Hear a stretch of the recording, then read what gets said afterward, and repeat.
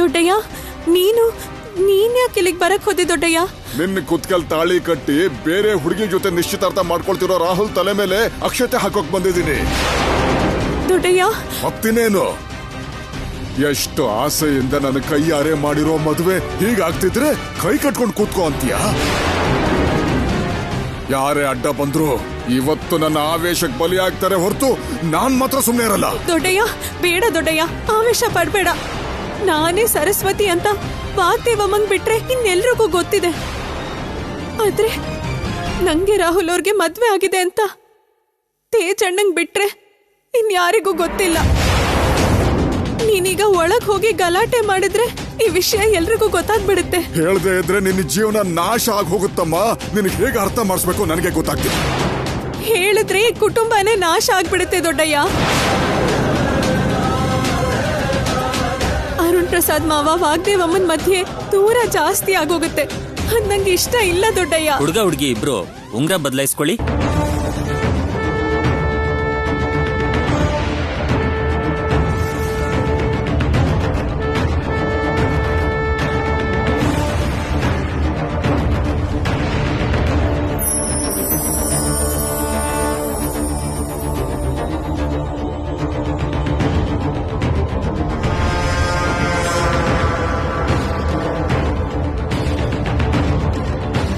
ಹೋಗು ದೊಡ್ಡಯ್ಯ, ಇಲ್ಲಿರ್ಬೇಡ.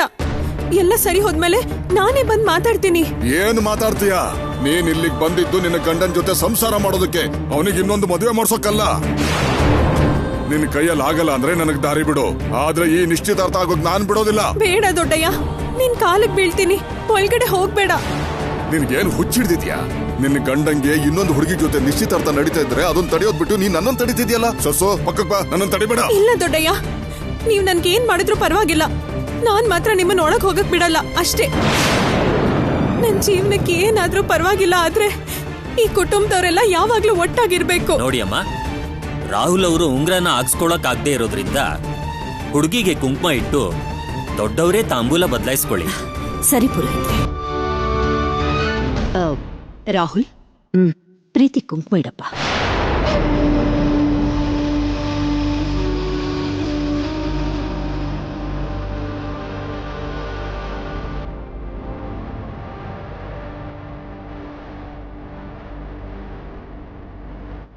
ಏನ್ ಯೋಚನೆ ಮಾಡ್ತಿದ್ಯಾ ರಾಹುಲ್? ಕುಂಕುಮ ಇಡು.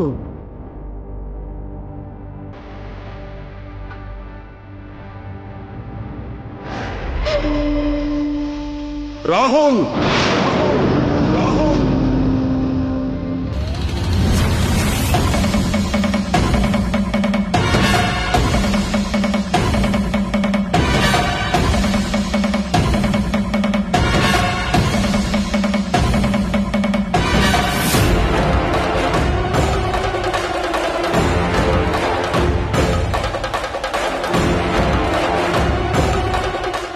ಕರೆಕ್ಟ್ ಟೈಮಿಗೆ ಬಂದ್ರು ತಾತಯ್ಯ.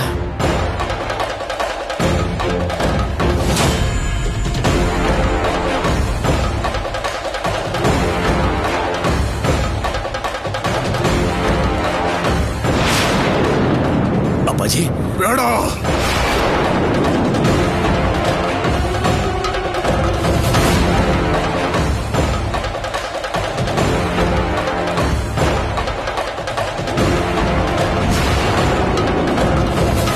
ಏನೋ ಹಾಗೆ ನೋಡ್ತಿದ್ಯಾ? ನೀನ್ ಮಾಡ್ಬೇಕಾಗಿರೋ ಕೆಲ್ಸನ ನಾನ್ ಮಾಡ್ತಾ ಇರೋದಕ್ಕೆ ಆಶ್ಚರ್ಯ ಆಗ್ತಿದ್ಯಾ, ಅಥವಾ ನಿನ್ನ ಅಸಮರ್ಥತೆ ಬಗ್ಗೆ ನಾಚಿಕೆ ಆಗ್ತಿದ್ಯಾ?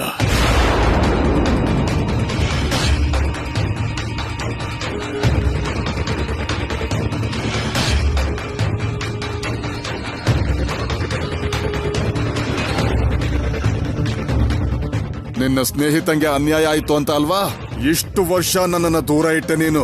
ಮತ್ತೀಗ ನೀನ್ ಮಾಡ್ತಿರೋದ್ ನ್ಯಾಯನೇನೋ?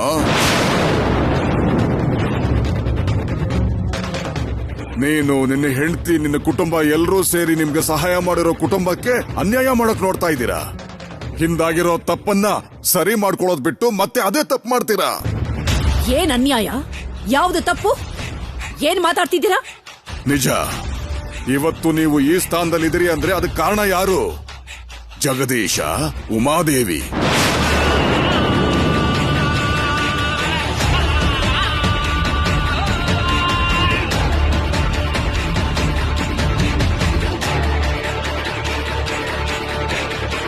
ನಿಮ್ ಈ ಬೆಳವಣಿಗೆ ನೋಡಿ ಸಂತೋಷ ಪಡಬೇಕು ಅನ್ಕೊಂಡ್ರೆ ಹೊರತು ನೀವ್ ಹೇಗೆ ಅಹಂಕಾರದಿಂದ ನಡ್ಕೋತೀರಿ ಅಂತ ಯಾವತ್ತೂ ಅನ್ಕೊಂಡಿರ್ಲಿಲ್ಲ. ತಾತ ಪ್ಲೀಸ್, ನೀವು ಆತರ ಪಡಬೇಡಿ.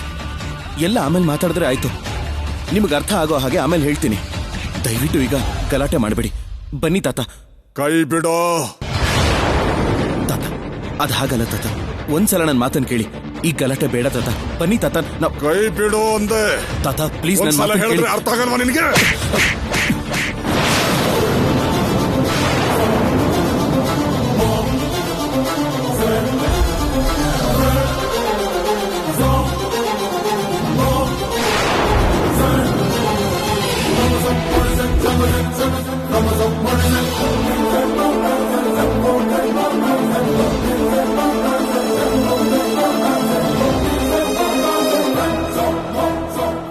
ನನ್ನ ಮುಂದೆನೆ ನನ್ನ ಮಗನ ಹೊಡಿತೀರಾ? ನಿನ್ನ ಮಗನಿಗೆ ಇಷ್ಟು ನೋವಾಗಿದ್ದಕ್ಕೆ ನಿನಗೆ ಇಷ್ಟೊಂದು ಕೋಪ ಬಂತಲ್ಲ. ಪಾಪ ಇಬ್ರು ಹೆಣ್ಣು ಮಕ್ಕಳು ತಂದೆ ತಾಯಿ ಇಲ್ದೆ ಎಷ್ಟು ಕಷ್ಟಪಟ್ಟಿದ್ದಾರೆ ಒಂದು ಸಾರಿ ಯೋಚನೆ ಮಾಡಿ.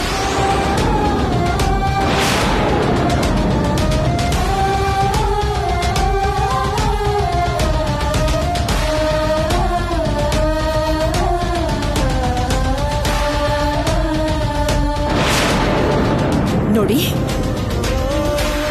ಮನೇಲಿ ಶುಭ ಕಾರ್ಯ ನಡೀತಾ ಇದೆ. ನಿಮ್ ಹತ್ರ ವಾದ ಮಾಡೋಷ್ಟು ಟೈಮ್ ನಮಗಿಲ್ಲ.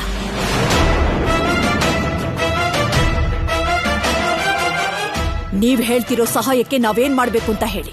ಎಷ್ಟು ದುಡ್ಡು ಬೇಕು ಅಂತ ಕೇಳಿ. ಎಷ್ಟು ಕೋಟಿ ಬೇಕಾದ್ರೂ ಕೇಳಿ. ಸೆಕೆಂಡ್ ಅಲ್ಲಿ ಅರೇಂಜ್ ಮಾಡ್ತೀವಿ. ಎಲ್ಲ ದುಡ್ಡಲ್ಲೇ ಸಿಗೋದಿಲ್ಲ ವಾಗ್ದೇವಿ. ಆ ದಿನ ಜಗದೀಶ ಉಮಾ ನಿಮ್ ಕೈಗಿಟ್ಟಿದ್ದು ದುಡ್ಡಷ್ಟೇ ಅಲ್ಲ, ನಂಬಿಕೆ, ಬೆಟ್ಟದಂತ ಬಲ, ಎಷ್ಟು ಕೋಟಿ ಕೊಟ್ರು ಸಾಟಿ ಆಗ್ದಿರೋ ಧೈರ್ಯ.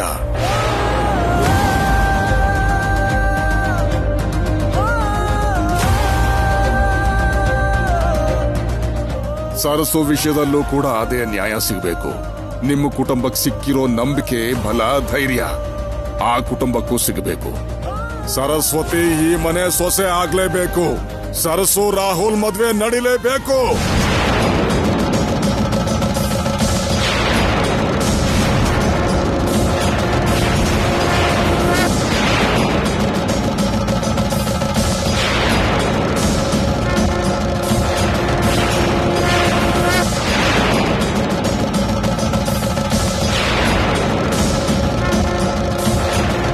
ಏನ್ ಮಾತಾಡ್ತಿದ್ದೀರ ನೀವು? ಸರಸ್ವತಿಗೆ ರಾಹುಲ್ಗೆ ಮದುವೆನಾ?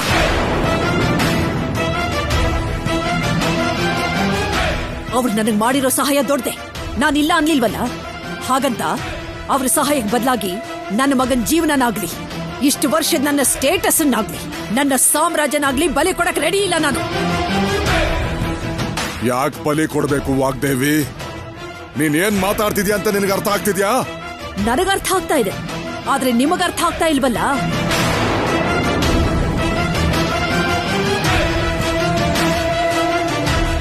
ಚಿಕ್ಕ ವಯಸ್ಸಿನಿಂದ ಟಾಪ್ ರ್ಯಾಂಕ್ ಅಲ್ಲಿ ಪಾಸ್ ಆಗಿರೋ ಪ್ರೀತಿಯಲ್ಲಿ ತಲೆಯಲ್ಲಿ 2 ಅಕ್ಷರನು ಇಲ್ದೇ ಇರೋ ಆ ಸರಸ್ವತಿಯಲ್ಲಿ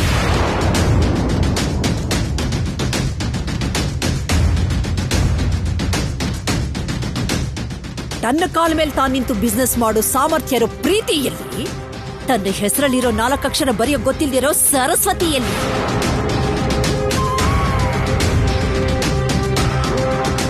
ಪ್ರೀತಿ ತನಗಿರೋ ವಿದ್ಯೆ ಬುದ್ಧಿಯಿಂದ 1000 ಜನಕ್ಕೆ ಕೆಲಸ ಕೊಡಂತ ಸಾಮರ್ಥ್ಯ ಇರೋಳು ನಿಮ್ಮ ಸರಸ್ವತಿ ಒಂದೇ ಒಂದು ಅವಕಾಶ ಕೊಟ್ರೆ ಯಾವ್ದಾದ್ರೂ ಒಂದು ಚಿಕ್ಕ ಕಂಪನಿಲಿ ಉದ್ಯೋಗ ಸಂಪಾದನೆ ಮಾಡ್ಕೋತಾಳ?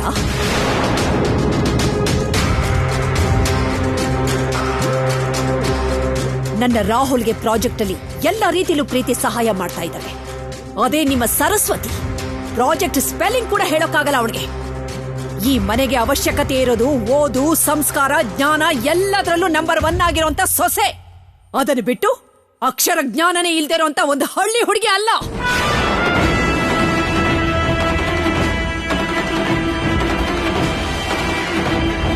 ಈ ವಾಗ್ದೇವಿಗೆ ಸೊಸೆ ಆಗೋಳ್ಗೆ ನನ್ನ ಅಂತಸ್ತಿಗೆ ತಕ್ಕ ಅರ್ಹತೆ, ಆಸ್ತಿಗೆ ತಕ್ಕ ಸ್ಥಾನ ಇರಬೇಕು. ತುಂಬಾ ಚೆನ್ನಾಗಿ ಮಾತಾಡಿದೆ ವಾಗ್ದೇವಿ. ಏನು ಏನಂದೆ? ಅರ್ಹತೆ, ಸ್ಥಾನನ?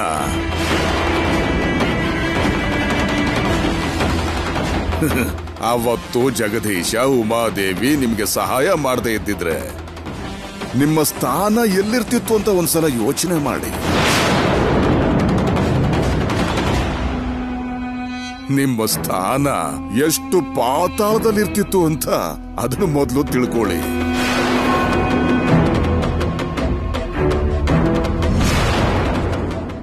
ದುಡ್ಡಿನ ಬಗ್ಗೆ, ಆಸ್ತಿ ಬಗ್ಗೆ ಅಷ್ಟು ಕೊಬ್ಬಿಂದ ಮಾತಾಡ್ತೀಯಲ್ಲ. ನೀನು ಅಮೆರಿಕದಿಂದ ವಾಪಸ್ ಬರ್ತಿರ್ಬೇಕಾದ್ರೆ ನಿನ್ನ ವಿದ್ಯಾಸಂಸ್ಥೆ ಸಮಸ್ಯೆಲಿತ್ತು. ನಿನ್ನ ದೊಡ್ಡ ಮಗ ಅರೆಸ್ಟ್ ಆಗಿದ್ದಾಗ ಕೋಟಿಗಟ್ಲೆ ಬೆಲೆ ಬಾಳೋ ಆಸ್ತಿನ ಲೆಕ್ಕಕ್ಕೂ ಹಿಡ್ದೆ ನಿಮ್ ಮನೆ ಮರ್ಯಾದೆ ಕಾಪಾಡಿದ್ ಯಾರು ಗೊತ್ತಾ?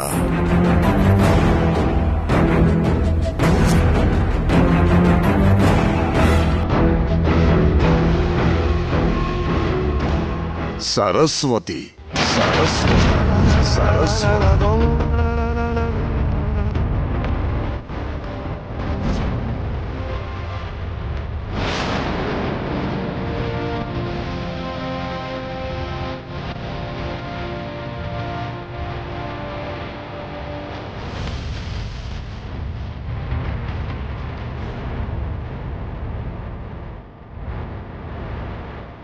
ನಿಮಗೋಸ್ಕರ, ನಿಮ್ಮ ಕುಟುಂಬದ ಮರ್ಯಾದೆಗೋಸ್ಕರ 1000 ಕೋಟಿ ಆಸ್ತಿನ 400 ಕೋಟಿಗೆ ಕ್ಷಣ ಮಾತ್ರ ಯೋಚನೆ ಮಾಡದೆ ಕೊಟ್ಲಲ್ಲ.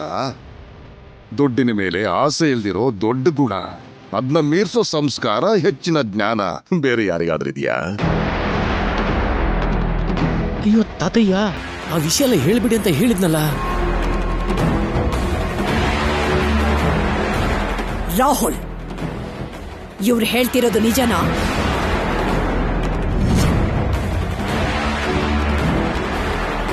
ಮಾತಾಡು ರಾಹುಲ್. ಹೌದು ಮೇಡಮ್.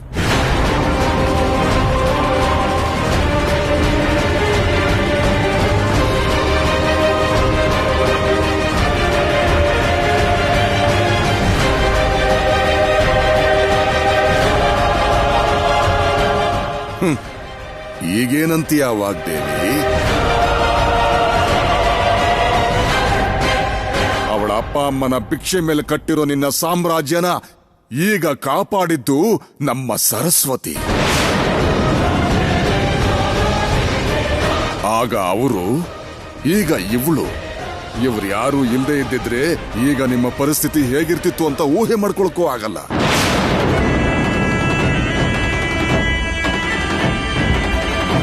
ಏಯ್ ಅರುಣ್ ಪ್ರಸಾದ್, ಹಾಗೆ ಮೌನವಾಗಿ ನಿಂತಿದ್ಯಲ್ಲ, ನಿನ್ನ ಹೆಂಡತಿಗೆ ಒಳ್ಳೇದ್ಯಾವ್ದು ಕೆಟ್ಟದ್ಯಾವ್ದು ಅಂತ ವಿವರಿಸಿ ಹೇಳು. ಸರಸುನ ಈ ಮನೆ ಸೊಸೆಯಾಗಿ ಮಾಡ್ಕೊಂಡು ಆ ಮನೆ ಋಣನ ಸ್ವಲ್ಪನಾದ್ರೂ ತೀರ್ಸು ಅಂತ ಹೇಳು. ತೇಜ, ತಾತಯ್ಯ ಹೇಳ್ತಿದ್ದಾರೆ ಅಂತ ಅಲ್ಲ, ನನ್ ಮನ್ಸಲ್ಲಿರೋ ಮಾತು, ಅಭಿಲಾಷೆ ಕೂಡ ಅದೇ. ನಿಮ್ ಮೇಡಮ್ಗೆ ಕನಿಷ್ಠ ಈಗ್ಲಾದ್ರೂ ಅರ್ಥ ಮಾಡ್ಕೊಂಡು ಸರಿಯಾದ ನಿರ್ಧಾರ ತಗೊಳ್ಳೋಕೆ ಹೇಳು. ನಾನು ಯಾವಾಗ್ಲೂ ನಿರ್ಧಾರ ತಗೊಂಡಿದ್ದಾಯ್ತು, ಅದ್ಯಾವತ್ತೂ ಬದಲಾಗೋದಿಲ್ಲ. ಯಾರಿಗೋಸ್ಕರನೂ ನಾನು ಬದಲಾಗೋಲ್ಲ. ನಾನಂದುಕೊಂಡು ಮುಹೂರ್ತಕ್ಕೆ ರಾಹುಲ್ಗೆ ಪ್ರೀತಿ ಜೊತೆ ಮದುವೆ ಆಗತ್ತೆ. ಅದನ್ನು ತಡೆಯೋ ಶಕ್ತಿ ಭಗವಂತನಿಗೂ ಇಲ್ಲ. ಇದೇ ನಿನ್ ತೀರ್ಮಾನನಾ? ನಿನ್ನ ಮಕ್ಕಳ ಜೀವನಕ್ಕಿಂತ ನಿನ್ನ ವಾದನೆ ಮುಖ್ಯನಾ? ಮೂರ್ಖ ನಿರ್ಧಾರ ತಗೊಂಡು ಮಕ್ಕಳ ಜೀವನನ ಹಾಳು ಮಾಡಬೇಡ. ನಾನೇನು ನನ್ನ ಮಕ್ಕಳ ಜೀವನನ ಪಣಕ್ಕಿಡ್ತಾ ಇಲ್ಲ. ನನಗೆ ಗೊತ್ತಿಲ್ಲದೆ ಪಡೆದಿರೋ ಸಹಾಯದಲ್ಲಿ 1 ಪೈಸಾ ಕೂಡ ನನಗ್ ಬೇಡ. ಬಡ್ಡಿ ಸಮೇತ ಆ ಹುಡುಗಿಗೆ ವಾಪಸ್ ಕೊಟ್ಬಿಡ್ತೀನಿ. ಅದನ್ನ ಬಿಟ್ಟು ಆ ಹುಡುಗಿನ ಈ ಮನೆ ಸೊಸೆ ಮಾಡ್ಕೊ ಅಂದ್ರೆ ನಾನು ಒಪ್ಪೋದಿಲ್ಲ. ಸರಸು ಅಂತ ಹುಡುಗಿಗೆ ಅನ್ಯಾಯ ಮಾಡೋದು ಪಾಪನಪ್ಪ.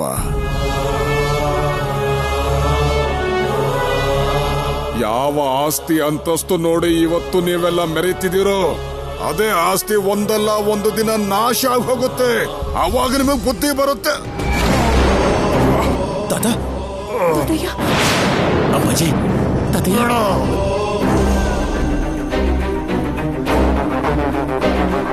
ಅನ್ಯಾಯ ನಡೀತಿದೆ ಅಂತ ಗೊತ್ತಿದ್ದು ಕೂಡ ಕೈಲಾಗದವ್ರ ಹಾಗೆ ಸುಮ್ಮನೆ ನಿಂತಿದ್ದೀಯಲ್ಲೋ.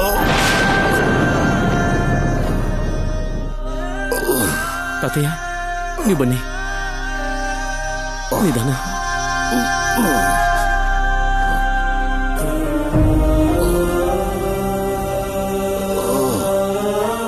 ವಾಗ್ದೇವಿ, ಇಷ್ಟೆಲ್ಲ ನಡೆದ್ಮೇಲೂ ಈ ಮದುವೆ ನಿಶ್ಚಿತಾರ್ಥ ಪುರೋಹಿತ್ರೆ, ತಾಂಬೂಲನ ನಾವೀಗ ಬದಲಾಯಿಸ್ಕೋಬಹುದಾ?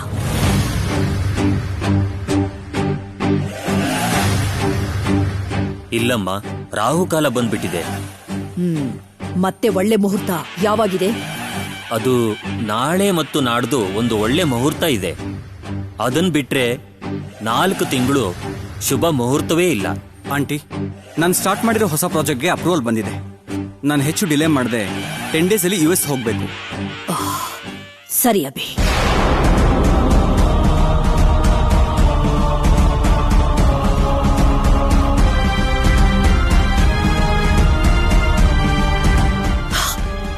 ಎಲ್ಲರಿಗೂ ನಾನು ಮತ್ತೆ ಹೇಳ್ತಾ ಇದ್ದೀನಿ, ನನ್ನ ನಿರ್ಧಾರ ಯಾವ ಕಾರಣಕ್ಕೂ ಬದಲಾಗೋದಿಲ್ಲ.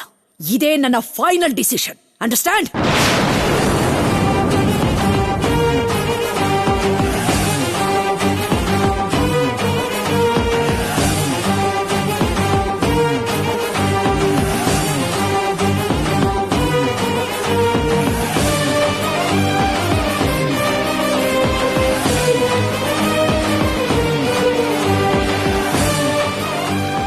ಏನೋ ಇದು ಅನ್ಯಾಯ.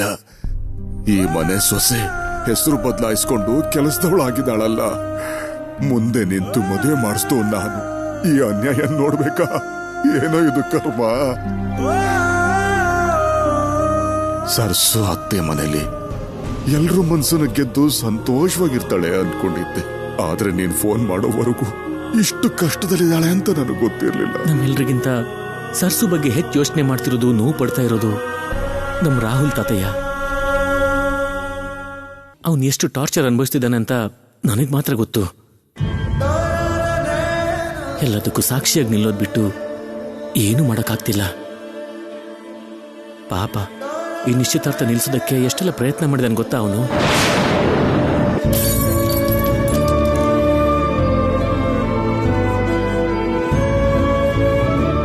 Anyway, thanks Tatayya.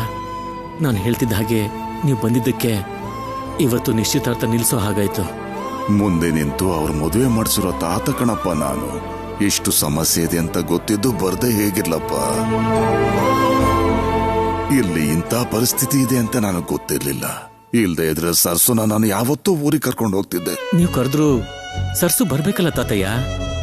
ಏನೋ ಒಂದು ಹೇಳಿ ಸರ್ಸುನ ಕರ್ಕೊಂಡು ಹೋಗ್ತೀನಿ. ಆದ್ರೆ ಸರ್ಸು ನೋವಲ್ಲಿರೋದ್ ನೋಡ್ಕೊಂಡು ಸುಮ್ನೆ ಇರಕ್ಕಾಗ್ತಿಲ್ಲ. ನೀವೇನು ಚಿಂತೆ ಮಾಡ್ಬಿಡಿ ತಾತಯ್ಯ, ಎಲ್ಲದಕ್ಕೂ ಖಂಡಿತ ಪರಿಹಾರ ಸಿಕ್ಕೇ ಸಿಗುತ್ತೆ. ಸರ್ಸು ನಾನು ಈ ಮನೇಲಿ ಹೇಗ್ ನೋಡ್ಬೇಕು ಅನ್ಕೊಂಡಿದ್ದೀರೋ ಹಾಗೆ ಆಗುತ್ತೆ. ಇದಕ್ಕಿಂತ ಹೆಚ್ಚಿಗೆ ಇನ್ನೇನ್ ಬೇಕಪ್ಪ? ಸರ್ಸುಗೆ ಏನಾದ್ರೂ ಅನ್ಯಾಯ ಆದ್ರೆ ನಿಜ ಹೇಳೋದಷ್ಟೇ ಅಲ್ಲ, ಒಬ್ಬೊಬ್ರಿಗೂ 7 ಜನ್ಮಕ್ಕೂ ನೆನ್ಪಿರೋ ಹಾಗೆ ಬುದ್ಧಿನೂ ಹೇಳ್ತೀನಿ. ಅವ್ರು ಯಾರೇ ಆದ್ರೂ ಸರಿ. ಸರ್ಸುಗೆ ನೀವಿದ್ರು ಇಲ್ದೇ ಇದ್ರು ಯಾರಿಗೂ ಹೆದರ್ದೇ ಇರೋ ತಾತ ಯಾವತ್ತೂ ಇರ್ತಾನೆ. ಈ ಉಸಿರು ಇರೋ ತನಕ ಸರ್ಸುಗೆ ಯಾವ ಸಮಸ್ಯೆ ಬಂದ್ರು ಒಂದು ಕ್ಷಣನೂ ಯೋಚನೆ ಮಾಡದೆ ಇಲ್ಲಿಗೆ ಬರ್ತಾನೆ.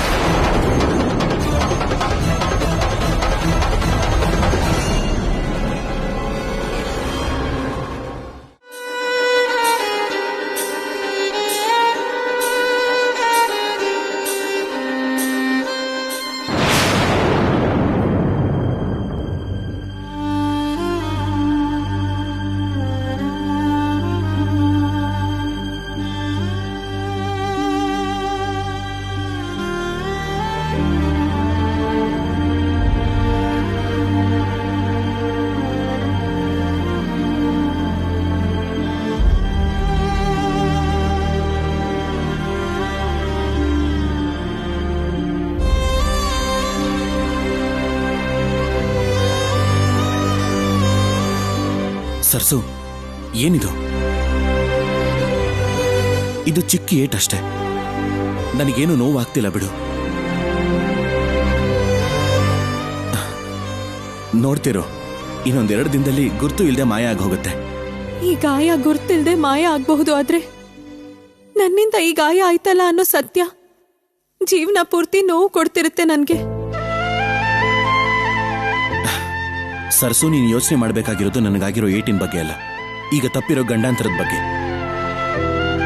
ನಾನು ಬದುಕಿರೋವರೆಗೂ ನನ್ನ ಹೆಂಡತಿ ನೀನೆ, ನನ್ನ ಉಸಿರಿರೋವರೆಗೂ ನನ್ನ ಪ್ರಾಣ ನೀನೆ. ಅಂಥದ್ರಲ್ಲಿ ನಿನ್ನ ಸ್ಥಾನಕ್ಕೆ ಬೇರೆಯವ್ರು ಬರೋಕ್ ನಾನು ಬಿಡೋದೂ ಇಲ್ಲ, ಅದನ್ನು ಊಹಿಸ್ಕೊಳ್ಳೋಕ್ಕೂ ಆಗೋದಿಲ್ಲ.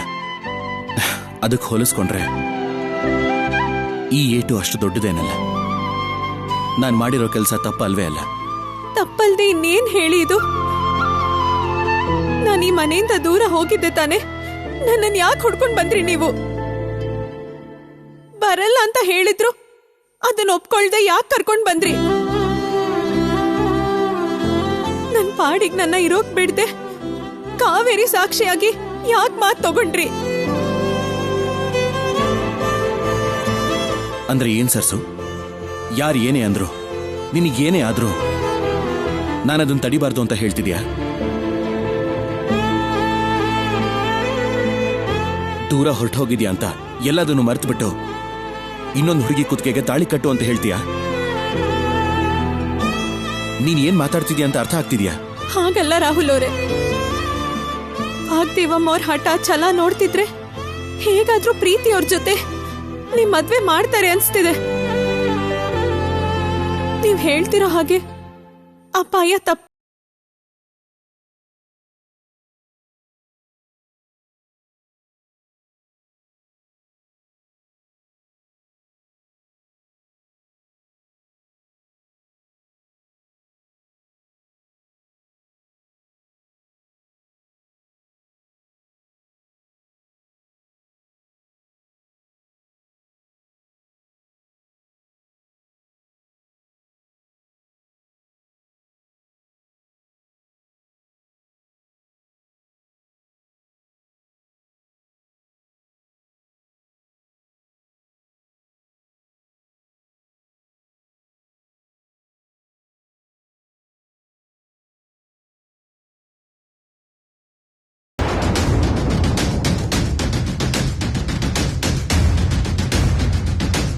ತಾತಯ್ಯಂಗೆ ಎಲ್ಲ ಗೊತ್ತಿದ್ದೆ ಬಂದಿದ್ರಿಂದ ಅವ್ರಿಗೆ ಗೊತ್ತಿರೋ ನಿಜಾನ ಏನು ಹೇಳಲಿಲ್ಲ.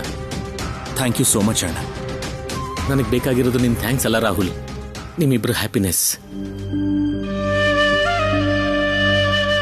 ಯಾವುದೇ ಸರ್ಕಮ್ಸ್ಟೆನ್ಸಸ್ ಅಲ್ಲಾದ್ರೂ ನಮ್ಮನ್ನ ಅರ್ಥ ಮಾಡ್ಕೊಂಡು ನಮಗ್ ಸಮಾಧಾನ ಹೇಳೋದು ನೀನೊಬ್ನೇ. ನೀನ್ ಮಾಡಿರೋ ಹೆಲ್ಪ್ಗೆ ನಾವಿಬ್ರು ಎಷ್ಟು ಥ್ಯಾಂಕ್ಸ್ ಹೇಳಿದ್ರು ಅದು ಕಡಿಮೆನೆ. ನಿಜ ಹೇಳ್ಬೇಕು ಅಂದ್ರೆ ಈ ಥ್ಯಾಂಕ್ಸ್ ನನ್ಗಲ್ಲ, ತಾತಯ್ಯಂಗೆ ಹೇಳ್ಬೇಕು.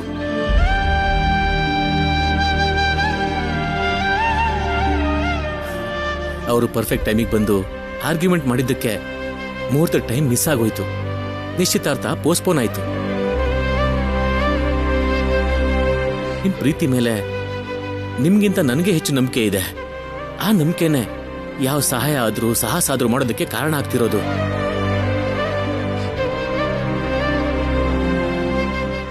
ಮ್ಯಾಮ್ಗೆ ನಿಜ ಗೊತ್ತಾಗಿ ನಿಮ್ಮಿಬ್ರನ್ನ ನಗ್ತಾ ನಗ್ತಾ ಆಶೀರ್ವಾದ ಮಾಡೋ ದಿನ ತುಂಬಾ ಬೇಗನೆ ಬರುತ್ತೆ. ನೀವಿಬ್ರು ಧೈರ್ಯವಾಗಿರಿ. True love never fails.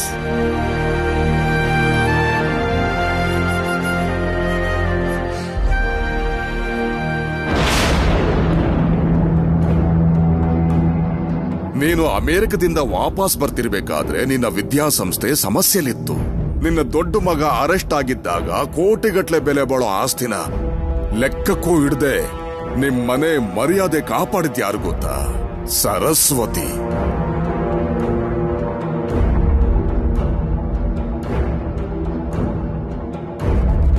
ನಿಮಗೋಸ್ಕರ, ನಿಮ್ಮ ಕುಟುಂಬದ ಮರ್ಯಾದೆಗೋಸ್ಕರ 1000 ಕೋಟಿ ಆಸ್ತಿನ 400 ಕೋಟಿಗೆ ಕ್ಷಣ ಮಾತ್ರ ಯೋಚನೆ ಮಾಡದೆ ಕೊಟ್ಲಲ್ಲ.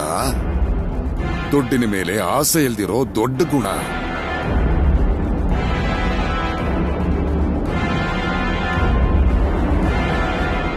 ರಾಹುಲ್,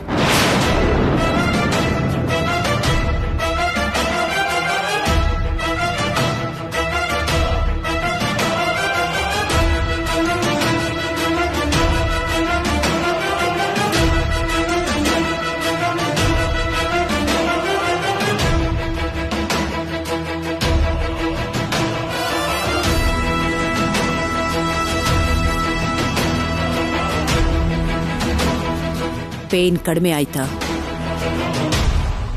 ಯಾ ಮೇಡಮ್, ಈಗ ಪರವಾಗಿಲ್ಲ. ಇಷ್ಟು ದಿವಸ ಆ ನಿಜನ ನನ್ನ ಹತ್ರ ಯಾಕೆ ಮುಚ್ಚಿಟ್ಟೆ ನೀನು?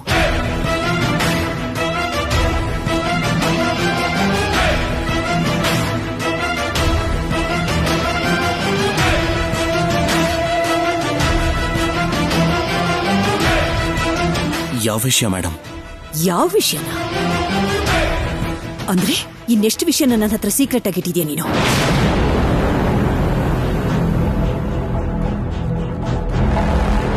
ಯಾವ ಹೆಸರನ್ನ ಕೇಳೋದಕ್ಕೆ ನಾನು ಯಾವತ್ತೂ ಇಷ್ಟಪಡೋದಿಲ್ವೋ, ಯಾರು ಕುಟುಂಬದ ಬಗ್ಗೆ ತಿಳ್ಕೊಳ್ಳೋದಕ್ಕೆ ನಾನು ಇಂಟ್ರೆಸ್ಟ್ ತೋರಿಸೋದಿಲ್ವೋ ಅಂಥವ್ರು ನಮ್ಮ ಮನೆ ವಿಷಯದಲ್ಲಿ ಅವ್ರು ಯಾತಕ್ ಮತ್ತೆ ತಲೆ ಹಾಕಿದ್ರು?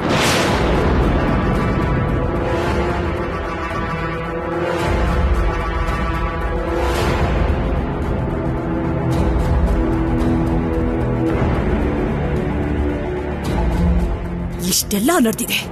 ಯಾರೋ ಹೇಳಿದಕ್ಕೆ ನನಗೆ ನಿಜ ಗೊತ್ತಾಯ್ತು. ಇಷ್ಟು ದಿನ ಆದ್ರೂ ನೀನ್ ಯಾಕೆ ನನ್ನಿಂದ ಆ ನಿಜನ ಮುಚ್ಚಿಟ್ಟೆ?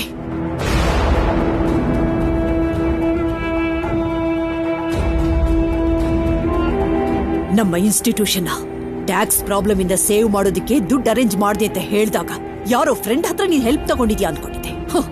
ಆ ಹುಡುಗಿ ಹತ್ರ ಕೈ ಚಾಚಿದ್ಯಾ ಅಂತ ಅನ್ಕೊಂಡಿರ್ಲಿಲ್ಲ ನಾನು. ಅದು ಯಾಕೆ ಅಂದ್ರೆ ಮೇಡಮ್, ಗೊತ್ತಿರೋರ ಹತ್ರ ಎಲ್ಲ ಕೇಳಿ ಟ್ರೈ ಮಾಡಿದ್ದಾಯ್ತು. ಅಷ್ಟು ದೊಡ್ಡ ಅಮೌಂಟ್ನ ಕೊಟ್ಟು ಹೆಲ್ಪ್ ಮಾಡೋದಕ್ಕೆ ಯಾರೂ ಮುಂದೆ ಬರಲೇ ಇಲ್ಲ.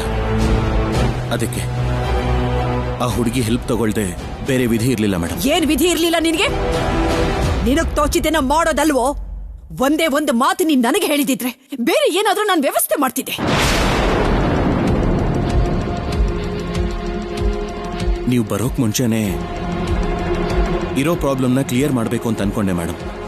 ಅದಕ್ಕೆ ನೀನು ಪ್ರಾಬ್ಲಮ್ನ ಕ್ಲಿಯರ್ ಮಾಡ್ಲಿಲ್ಲ ರಾಹುಲ್. ಅವ್ರ ವಿಚಾರನೆ ನನಗ್ ಬೇಡ ಅಂತ ನಾನು ಬಿಟ್ಟಿದ್ದೆ. ನೀನ್ ಅದನ್ನ ಮತ್ತೆ ಹತ್ರ ತಂದ್ಬಿಟ್ಟೆ. Sorry madam. ಆ ಮೂಮೆಂಟ್ ಅಲ್ಲಿ ನನಗೆ ಬೇರೆ ಏನ್ ಮಾಡ್ಬೇಕು ಅಂತ ಗೊತ್ತಾಗ್ಲಿಲ್ಲ. ಒಂದ್ ಕಡೆ ಅಣ್ಣನ ಅರೆಸ್ಟ್ ಮಾಡಿದ್ರು.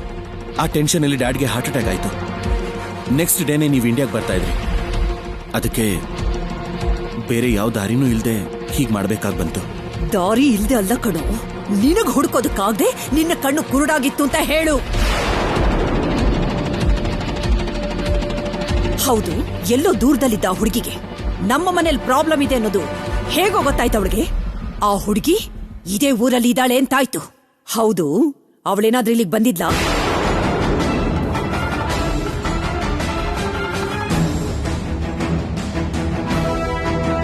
ಈ ವಿಷಯ ನಿನ್ ತಾತನಿಗೆ ಹೇಗ್ ಗೊತ್ತಾಯ್ತು? ಇಲ್ಲ ನೀವ್ ಯಾರಾದ್ರೂ ಅವಳ ಜೊತೆ ಕಾಂಟ್ಯಾಕ್ಟ್ ಅಲ್ಲಿದ್ದೀರಾ? ಅಥವಾ ನಮ್ಮ ಕುಟುಂಬದಲ್ಲಿ ಯಾರಾದ್ರೂ ಅವ್ರಿಗೆ ಹತ್ರ ಆಗ್ಬೇಕು ಅನ್ನೋ ಪ್ರಯತ್ನ ಏನಾದ್ರೂ ಮಾಡ್ತಾ ಇದ್ದೀರಾ?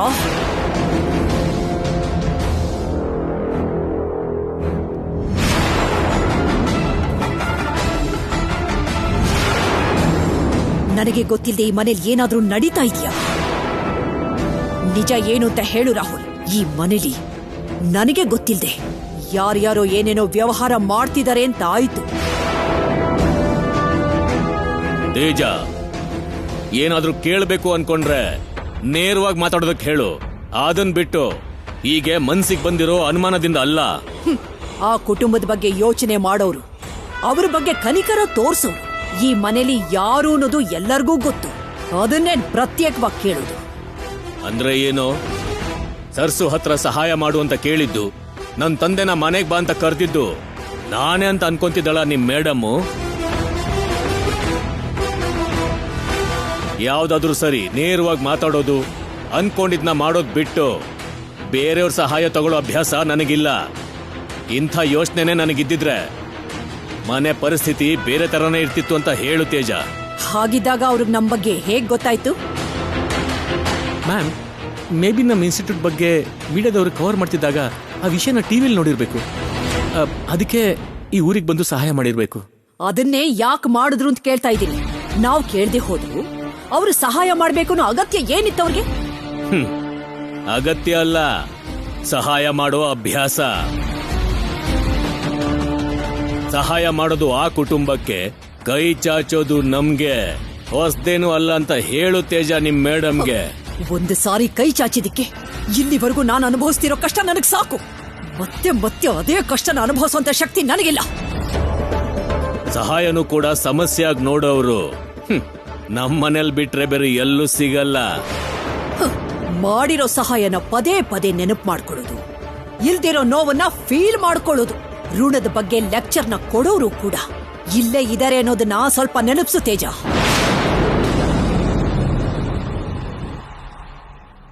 ಮೇಡಮ್, ಇಷ್ಟು ದೊಡ್ಡ ಇಶ್ಯೂ ಆಗತ್ತೆ ಅಂತ ಗೊತ್ತಿಲ್ಲದೆ ಮಿಸ್ಟೇಕ್ ಮಾಡಿಬಿಟ್ಟೆ. ಆ ಹುಡುಗಿ ಕೊಟ್ಟಿದ್ದ ದುಡ್ಡನ್ನ ರಿಟರ್ನ್ ಮಾಡಿ ಆಮೇಲೆ ನಿಮ್ಗೆ ಆ ವಿಷಯನ ಹೇಳೋಣ ಅನ್ಕೊಂಡೆ ಹೊರತು ನಿಮ್ಮ ಹತ್ರ ಸೀಕ್ರೆಟ್ ಆಗಿಡ್ಬೇಕು ಅಂತ ಏನಿರ್ಲಿಲ್ಲ. I am really sorry madam. Shut up Rahul. Sorry ಕೇಳಿದ್ರೆ ಸರಿಯಾಗುವಂತ ಒಂದು ಚಿಕ್ಕ ಮಿಸ್ಟೇಕ್ ಅಲ್ಲ ರಾಹುಲ್ ನೀನು ಮಾಡಿರೋದು. ಸಹಾಯದ ಹೆಸರಲ್ಲಿ ಜೀವನ ಪೂರ್ತಿ ಟಾರ್ಚರ್ ಕೊಡುವಂತ ಸಮಸ್ಯೆ ಇದು. ಎಲ್ಲೋ ಯಾವ್ದೋ ಊರಲ್ಲಿರೋ ಆ ಹುಡುಗಿಂದಾನೆ ತಾನೆ ಈ ಮನೇಲಿ ಇಷ್ಟೆಲ್ಲ ಜಗಳ ನಡೀತಿರೋದು. ಹಾಗಿರುವಾಗ ಹೋಗಿ ಹೋಗಿ ಯಾಕೋ ಅವಳ ಹತ್ರ ಸಹಾಯ ತಗೊಂಡೆ? ನೀನು ಮಾಡಿದ ಕೆಲಸಕ್ಕೆ ನಿನಗೆ ಎಂಥ ಶಿಕ್ಷೆ ಕೊಟ್ರು ಸಾಲಲ್ಲ ರಾಹುಲ್.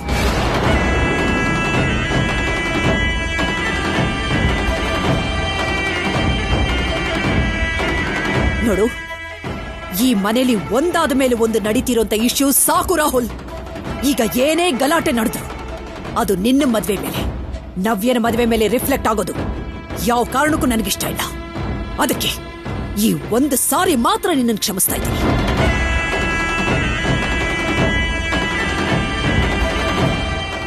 ಇದಕ್ಕೂ ಮೊದಲು ಅವರು ಮಾಡಿದ ಸಹಾಯಕ್ಕೆ ದುಡ್ಡಿನಿಂದ ಲೆಕ್ಕ ಕಟ್ಟೋಕ್ಕಾಗಲ್ಲ ಅಂತ ಈ ಮನೇಲಿ ಎಲ್ರೂ ಇಷ್ಟ ಬಂದ ಹಾಗೆ ಮಾತಾಡಿದ್ರಿ ಅಲ್ಲ. ಆ ಹುಡುಗಿ ಋಣ ನನಗೆ ಹಾಕ್ಬೇಕು. ಅವಳು ಕೊಟ್ಟು ದುಡ್ಡಿಗೆ ಬಡ್ಡಿನೂ ಸೇರಿಸಿ ಅವಳು ಮುಖದ ಮೇಲೆ ಅಷ್ಟು ಹಣನ ಬಿಸಾಕ್ತೀನಿ.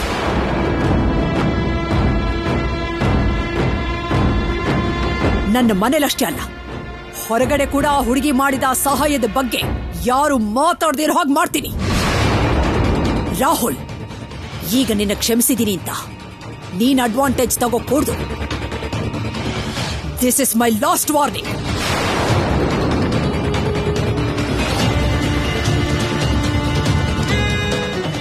ಇನ್ನು ಮುಂದೆ ಯಾವತ್ತೂ ನನಗೆ ಗೊತ್ತಿಲ್ಲದೆ ಯಾವ ವಿಷಯ ಕೂಡ ಇಲ್ಲಿ ನಡೀಕೂಡ್ದು. ಮೋಸ್ಟ್ ಇಂಪಾರ್ಟೆಂಟ್, ಆ ಕುಟುಂಬದ ಜೊತೆ ಆಗ್ಲಿ ಆ ಹುಡುಗಿ ಜೊತೆ ಆಗ್ಲಿ ಮಾತಾಡೋದಷ್ಟೇ ಅಲ್ಲ, ಅವರ ಬಗ್ಗೆ ಯೋಚನೆ ಕೂಡ ಮಾಡಕೂಡ್ದು. Mind it.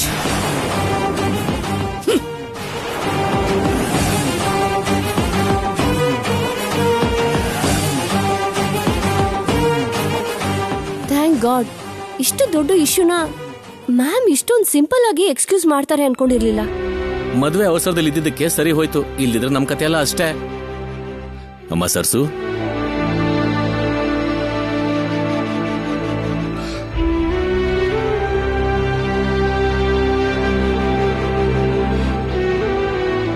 ಅಮ್ಮ ಸರ್ಸು, ಅವಳು ಆಡಿರೋ ಮಾತಿಗೆಲ್ಲ ನಾನು ಕ್ಷಮೆ ಕೇಳ್ತಿದ್ದೀನಮ್ಮ. ಅರುಣ್ ಮಾವ, ಏನಿದು? ಹೀಗೆಲ್ಲ ಮಾತಾಡ್ಬಾರ್ದು ಅಂತ ಎಷ್ಟು ಸಲ ಹೇಳಿದೀನಿ ನಿಮ್ಗೆ. ನಿಮ್ ಮನ್ಸು ಏನು ಅಂತ ಗೊತ್ತಿರೋದಕ್ಕೆ ಆ ಮಾತಲ್ಲಿ ಕೋಪ ಕಾಣಿಸ್ದೆ ಹೊರತು ತಪ್ಪು ಅಂತ ಅನ್ನಿಸ್ಲಿಲ್ಲ. ಅದು ನಿನ್ ದೊಡ್ಡತನ ತಾಯಿ. ಸಹಾಯ ಯಾರೇ ಮಾಡಿದ್ರು ರೂಪ ಬದಲಾಗತ್ತೆ ಹೊರತು ಅರ್ಥ ಬದಲಾಗಲ್ಲ ಅಂತ ಅವಳಿಗೆ ಗೊತ್ತಾಗೋಷ್ಟು ದಿನ ಹೀಗೇನೆ ಮೊಂಡುವಾದ ಮಾಡ್ತಾನೆ ಇರ್ತಾಳೆ. ಅರುಣ್ ಮಾವ, ಈಗ ಯಾವ ಸಮಸ್ಯೆನೂ ಆಗಿಲ್ವಲ್ಲ, ಬಿಟ್ಬಿಡಿ. ಇನ್ಮೇಲಂತೂ ನವ್ಯಮ್ಮನ್ ಮದ್ವೆ ಸಂಭ್ರಮ ಶುರುವಾಗುತ್ತೆ. ಎಲ್ರೂ ಆನಂದವಾಗಿರ್ಬೇಕೇ ಹೊರತು ಇದೆಲ್ಲ ನೆನೆಸ್ಕೊಳ್ಳೋದು ಯೋಚನೆ ಮಾಡೋದು ಯಾಕೆ ಬೇಕು ಹೇಳಿ? ನವ್ಯಮ್ಮ ದೇವಸ್ಥಾನಕ್ಕೆ ಹೋಗ್ಬೇಕು ಅಂತಿದ್ರು. ಈಗಾಗ್ಲೇ ತುಂಬಾ ಹೊತ್ತಾಯ್ತು. ಹೊರಡಿ ಮಾವ, ಹೊರಡಿ ನವ್ಯಮ್ಮ.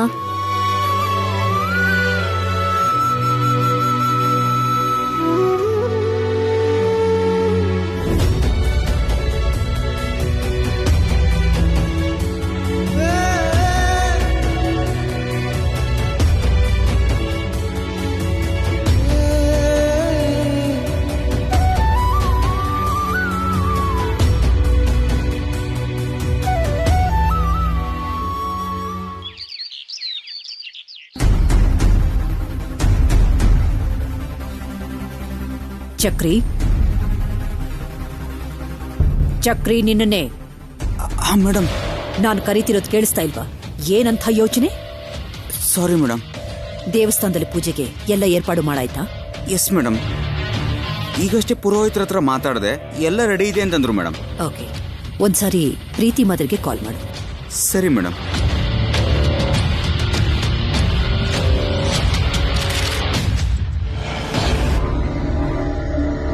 ಸರಸ್ವತಿ ಈ ಮನೆ ಸೊಸೆ ಆಗ್ಲೇಬೇಕು.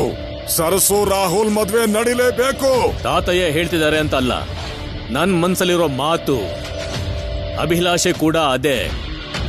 ನಿಮ್ ಮೇಡಮ್ಗೆ ಕನಿಷ್ಠ ಈಗ್ಲಾದ್ರೂ ಅರ್ಥ ಮಾಡ್ಕೊಂಡು ಸರಿಯಾದ ನಿರ್ಧಾರ ತಗೊಳ್ಳೋಕೆ ಹೇಳು.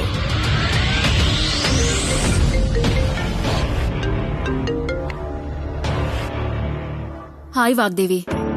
ಇನ್ನೊಂದು 10 ಮಿನಿಟ್ಸ್ ನಾವೆಲ್ಲರೂ ದೇವಸ್ಥಾನಕ್ಕೆ ಹೊರಡ್ತಾ ಇದೀವಿ. ನೀವು ಕೂಡ ಲೇಟ್ ಮಾಡ್ದೇನೆ ಬೇಗ ಬಂದ್ಬಿಡಿ.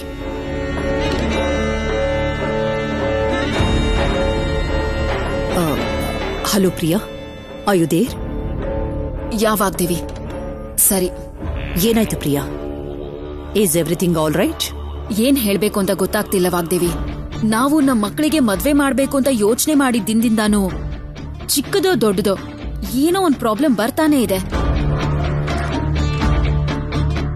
ಅಭಿ ನವ್ಯ ಮದ್ವೆ ಗಡಿಬಿಡಿಯಲ್ಲಿ ಪ್ರೀತಿ ರಾಹುಲ್ ಮದ್ವೆನ ಪೋಸ್ಟ್ಪೋನ್ ಮಾಡ್ಬೇಕಾಗಿದೆ. ಮುಂದೆ ಯಾವ ಪ್ರಾಬ್ಲಮ್ ಬರುತ್ತೋ, ಯಾವ ಆತಂಕ ಎದುರಾಗುತ್ತೋ ಅಂತ ಭಯ ಆಗ್ತಿದೆ. ಯಾವ ಪ್ರಾಬ್ಲಮು ಬರಬಾರ್ದು ಅಂತ ತಾನೆ ದೋಷ ನಿವಾರಣೆ ಆಗ್ಲಿ ಅಂತ ನವ್ಯ ಮತ್ತೆ ಅಭಿ ಹತ್ರ ನವಗ್ರಹ ಪೂಜೆನ ಮಾಡಿಸ್ತಾ ಇರೋದು. ಅಭಿಗೆ ಪ್ರಾಜೆಕ್ಟ್ ವರ್ಕ್ ಇರೋದ್ರಿಂದನೇ ಅವರಿಬ್ರು ಮದ್ವೆನ ಹೀಗೆ 2 days ಅಲ್ಲಿ ಫಿಕ್ಸ್ ಮಾಡೋ ಹಾಗಾಯ್ತು.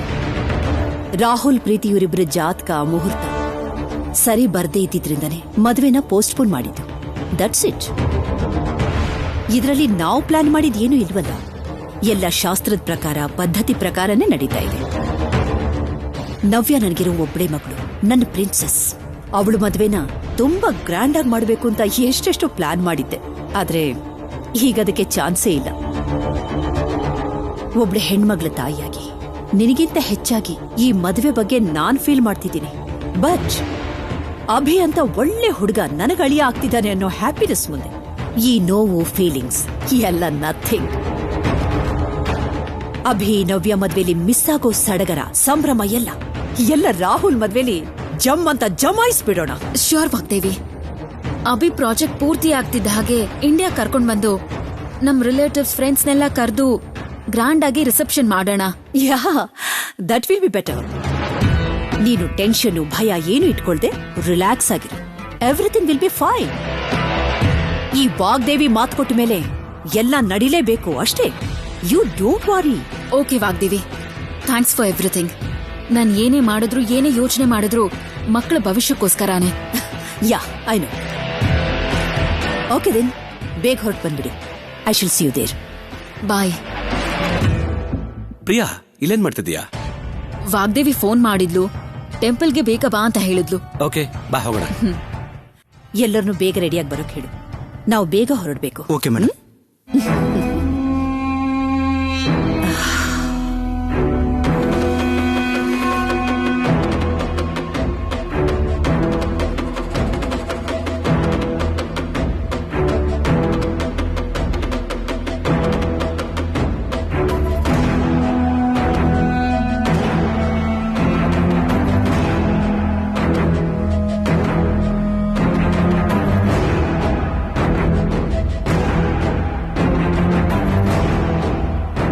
ನಿನ್ನ ನೋವು ನನಗೆ ಚೆನ್ನಾಗಿ ಅರ್ಥ ಆಗುತ್ತೆ ಪ್ರಿಯದರ್ಶಿನಿ. ಈ ಮದುವೆ ನಡೆಯೋದು ನಿನಗೆಷ್ಟು ಇಂಪಾರ್ಟೆಂಟು ನನಗಷ್ಟೇ ಪ್ರೆಸ್ಟಿಜಿಯಸ್ ಕೂಡ. ಆಲ್ರೆಡಿ ನವ್ಯ ಲೈಫಲ್ಲಿ ಮದುವೆ ನಿಶ್ಚಿತಾರ್ಥದ ಬಗ್ಗೆ ಇಶ್ಯೂ ಆಗಿದೆ. ಆದ್ರಾಗ ನಾನು ಇಂಡಿಯಾದಲ್ಲಿ ಇರಲಿಲ್ಲ. ಆದ್ರೀಗ ಅದು ಮತ್ತೆ ರಿಪೀಟ್ ಆಗ್ಕೊಡ್ದು. ಈ ಮದುವೆಗೆ ಯಾವ ಪ್ರಾಬ್ಲಮ್ ಅಡ್ಡ ಬರಬಾರ್ದು.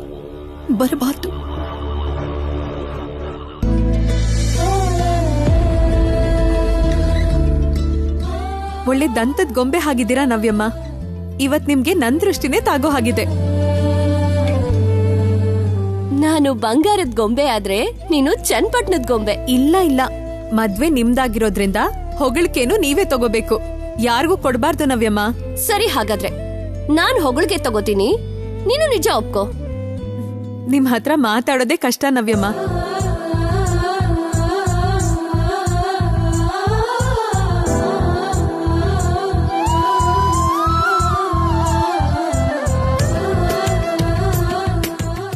ನವ್ಯಮ್ಮ, ಇದೇನಿದು?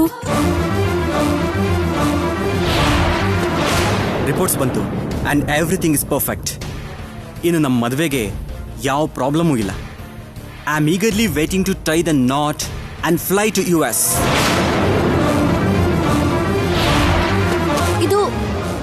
ಇದು ಫಾರಿನ್ ಹೋಗೋದಕ್ಕೆ ಬೇಕಾಗಿರೋ ಡಾಕ್ಯುಮೆಂಟ್ ಸರ್ಸು. ಮತ್ತೆ ಇಷ್ಟು ಮುಖ್ಯ ಆಗಿರೋ ಕಾಗದಗಳನ್ನ ಹೀಗ್ ಹೊರಗಡೆನೆ ಇಟ್ಟಿದಿರಲ್ಲ, ಎಲ್ಲಾದ್ರೂ ಭದ್ರವಾಗಿ ಒಳಗಿಟ್ಕೊಳ್ಳೋದಲ್ವಾ?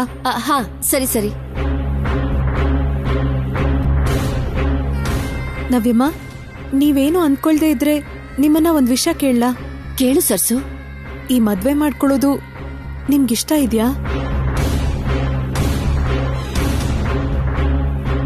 ಇದೇನ್ ಸರ್ಸು ಹೀಗ್ ಕೇಳ್ತಾ ಇದ್ಯಾ? ಅದು ಈಗ ಈ ಟೈಮಲ್ಲಿ? ಅಂದ್ರೆ ಅಮ್ಮ, ಅದು ನೀವ್ ಭಯ ಪಟ್ಟು ವಾಗ್ದೇವಮ್ಮನ್ ಮಾತಿಗೆ ಕಟ್ಬಿದ್ದು ಈ ಮದ್ವೆ ಮಾಡ್ಕೊಳ್ತಿದ್ದೀರೋ ಅಥವಾ ಮನಸ್ಫೂರ್ತಿಯಾಗಿ ಒಪ್ಕೊಂಡ್ ಮಾಡ್ಕೋತಿದ್ದೀರೋ ಅಂತ ತಿಳ್ಕೊಳ್ಳೋದಕ್ಕೆ ಕೇಳಿದ್ನಮ್ಮ. ತಪ್ಪು ತಿಳ್ಕೊಬೇಡಿ. ನಿಜ ತಿಳ್ಕೊಳ್ಳೋದು ತಪ್ಪು ಹೇಗಾಗತ್ತೆ ಸರ್ಸು? ಹೇಳು ನವ್ಯ, ನಿನಗೆ ಮದುವೆ ಇಷ್ಟ ಇದೆ ತಾನೆ?